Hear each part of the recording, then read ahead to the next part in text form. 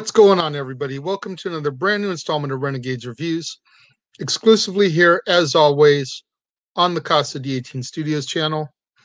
I, of course, am your host, the Renegade J.J. Williams, and today I'm going to be discussing from 2016, The Chair, starring Roddy Piper, Timothy Muscatel, Bill Oberst Jr., Noah Hathaway, Zach Galligan, Naomi Grossman, and a very, very brief blip by Joe Laurinaitis, better known as Animal from the Legion of Doom, the Road Warriors.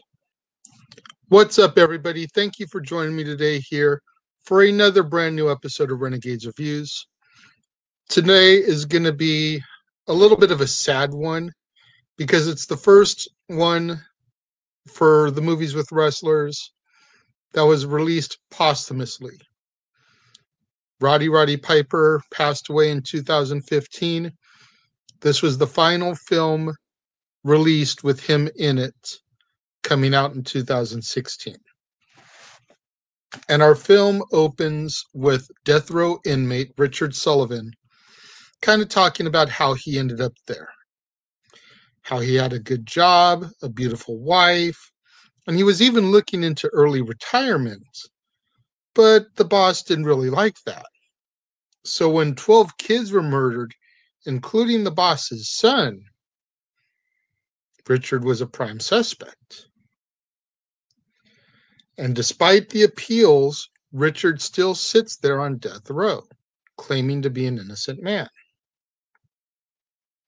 Now Murphy, Roddy Piper's character, is a prison guard, and he torments Richard on a regular basis, bringing him food, his meal, and then throwing it on the floor, so that if he eats, he has to get down on his hands and knees and pick scraps up off the floor to get any kind of nourishment. Now, one day when the warden opens up the doors to give the inmates a chance to get to know each other better, stretch their legs a little bit, he has Sammy, one of the inmates, brought to his office for some special attention. We don't ever see Sammy go back. But while that is going on, Murphy calls for door number 2 to get closed. Door 2 closes, and everything in this prison, from the floors to the bars, is electrified. Inmate touches it and ends up electrocuting himself to death. Another inmate calls Murphy a monster, so Murphy cuts him. Then he orders door number 3 closed. Well, one of the inmates is kind of standing there, leaned up on door 3. As it closes, it causes him to fall and collapse on the floor because of the shock. And then the door ends up closing completely, cutting him in half. All this insanity going on, Richard begins to have nightmares about the murdered inmates. And one day when the janitor comes to clean up the bloody mess, Richard kills the janitor. Murphy comes and he assaults Richard as a result. And when he awakens, he's in the warden's office, chained to a table. He briefly sees Sammy before Sammy is wheeled out, and the warden begins to torture Richard. He's trying to find his Achilles heel, what's going to make him crack. The warden finishes his torture, and he returns Richard to his cell. Murphy brings Richard his meal, and he begins to talk to Richard a little bit, telling him how he read his file, how Richard raped some young girls and murdered these 12 kids. Richard tries to tell Murphy, that's not me. I didn't do that. Murphy wonders if Richard also raped and murdered his mother, who's now deceased. The warden then brings Tudley, another inmate, into his office and begins to choke the life out of him before giving him to Murphy and some of the other guards, who proceed to rape him and beat him to death. So as you can see, the warden here is dishing out his own brand of justice to these convicts on death row. You know, some of them, he's like, why do we even bother waiting for the chair? Let's just kill these guys one by one, get it over with, save some taxpayer money here. The warden then talks to Murphy and says that they're going to need to be careful when it comes time to take care of Richard, because he still has some chutzpah, some spunk to him, some fight. Richard begins to have visions of his mother tormenting him, abusing him, harassing him. Richard is then told by the warden that the governor has denied his stay. So his time is up, basically. He's going to be executed within 36 hours. The warden then begins to question Murphy as to why Richard hasn't been eating. Murphy tells him that he's always complaining about something, thinking that someone is tainting his food, peeing in it, crapping in it, spitting in it, something. The warden says to make sure that Richard eats tonight. Come hell or high water, make sure he eats. So when Murphy brings Richard his plate that night, he tries to get Richard to eat something, telling him that he's not about to get fired for some child killer. Murphy grabs his baton, and he's about to give Richard some special attention now. But Richard defends himself before Murphy can do anything. He attacks, grabs Murphy by the groin, and ends up killing Murphy. We then see a flashback of Richard in his ice cream truck, talking to a young boy, luring him into his ice cream van. You know, has this been deception from Richard all along? Did he actually do it? Because the way this flashback is looking, it definitely sets up the fact that he could have done this to these children. The warden brings two of his guards into his office now that Murphy's dead, and it's revealed that Richard and the warden are brothers, that the warden is really Richard's older brother, Tommy. The governor calls the warden, says that he won't be in attendance for the execution. The warden then stops by Richard's cell on his way out to say goodbye to his brother, and Richard just begins to unload on him, saying that he was never there for him. Richard mentions how he always ignored him. When their mother would beat Richard, he stood by and did nothing. Father Alexander comes in to read Richard his last rites, but Richard just dismisses him. They take Richard to get prepped for the execution, and as they shave his head, tears are rolling down Richard's face. Now, this part confuses me a little bit, because if he's innocent, I could understand the tears. If he's guilty, like the flashback made it seem, why would he have remorse? He did what he did. We then see a flashback of his arrest. And during the flashback, this is where we get our brief glimpse of Joe Laurinaitis, Animal, complete with his mohawk as one of the arresting officers. Richard grabs one of the straight blades that you use for, straight blade shaving or scalping your hair. He grabs one off of the counter and he stabs the guard with it. He's able to get up and grab a shotgun. And he makes the other guard uncuff him. before shooting him and killing him as well. The warden begins to cower in fear. Tommy's cowering in fear as Richard grabs him. We then see another flashback, this one of Richard getting beaten by his mother, calling for Tommy to help him, but getting absolutely no help from Tommy. Richard feels that, Tommy is just as guilty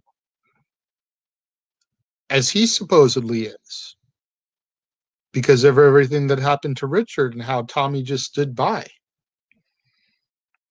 So Richard straps his brother to the electric chair and tells him that he failed to save him. Tommy, you failed to save me. You failed to help me. You failed to save the people that I killed. And you failed to save yourself. Save the people that I killed.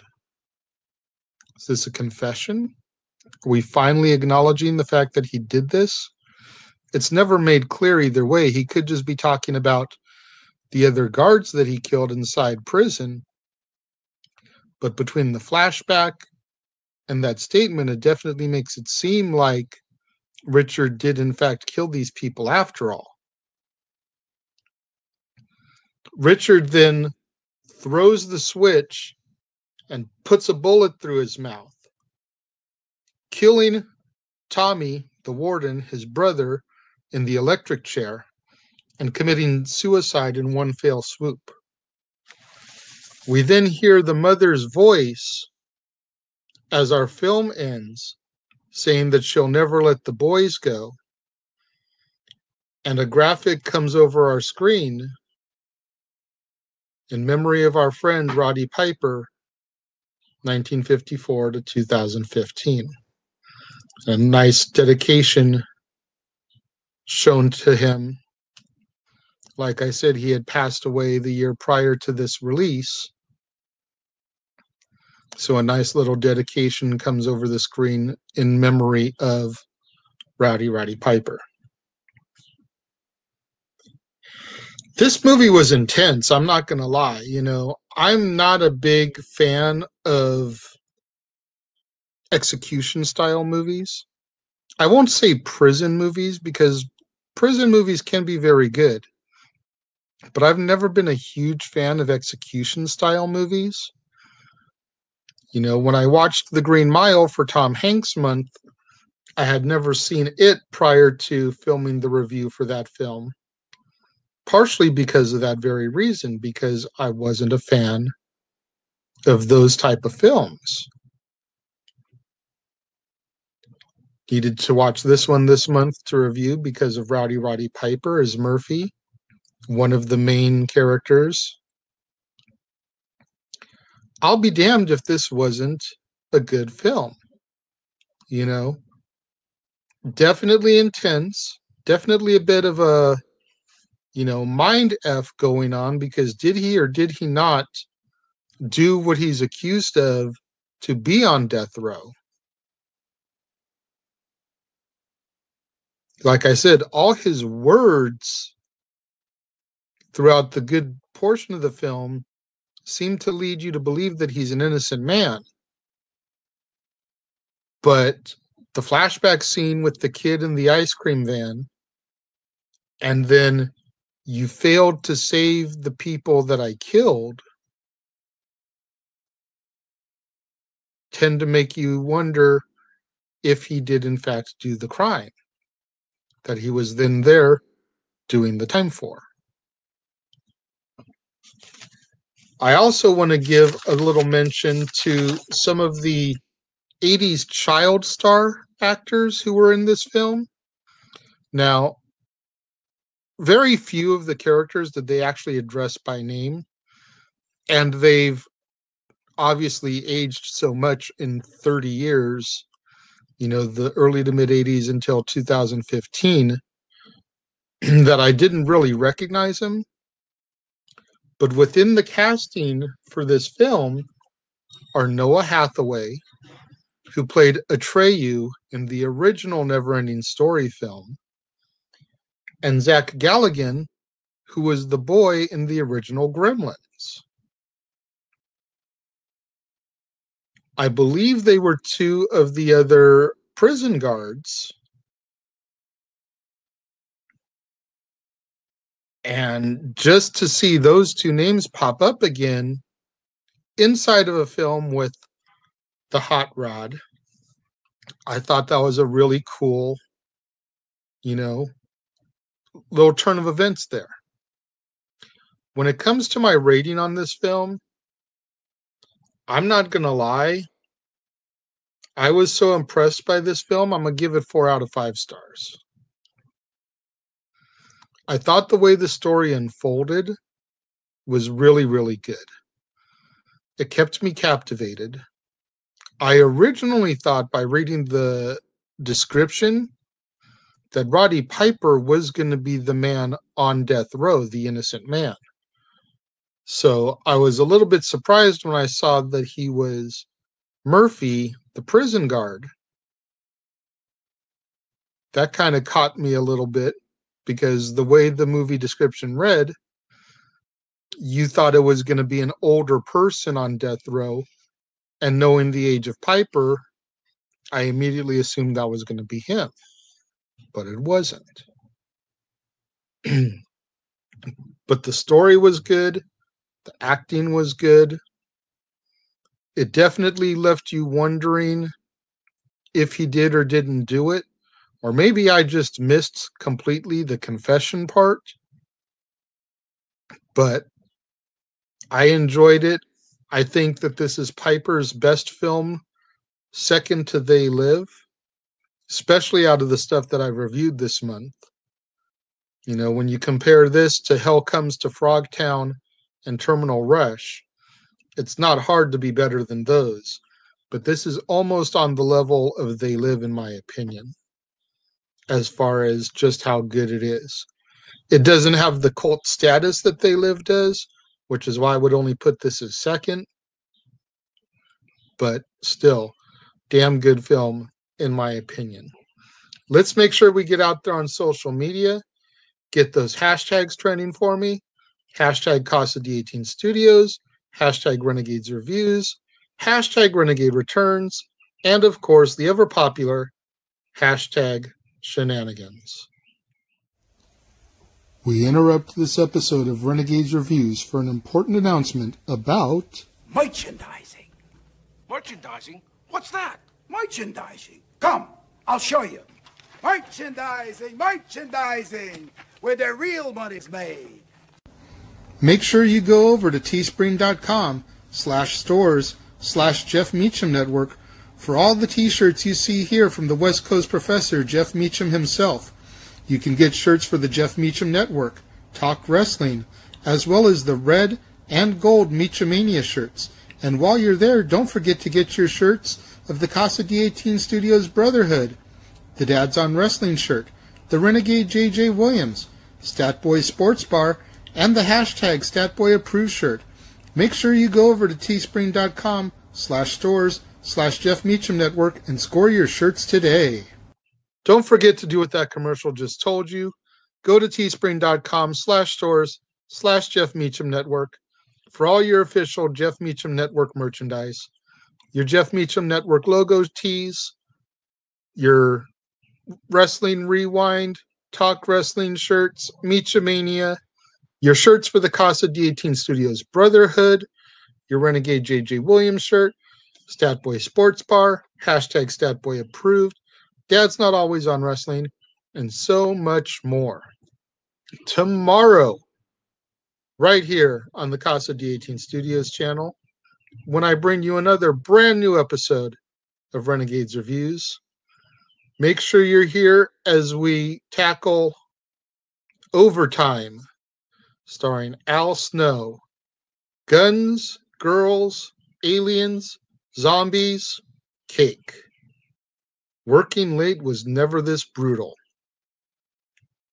Sounds like it'll be a fun one there. Al Snow in a zombie film should be good. Thank you for joining me. Make sure you leave your thoughts in the comment box below. As always, I'll respond to them. Might even read it on the March 30th episode of Renegade Recap.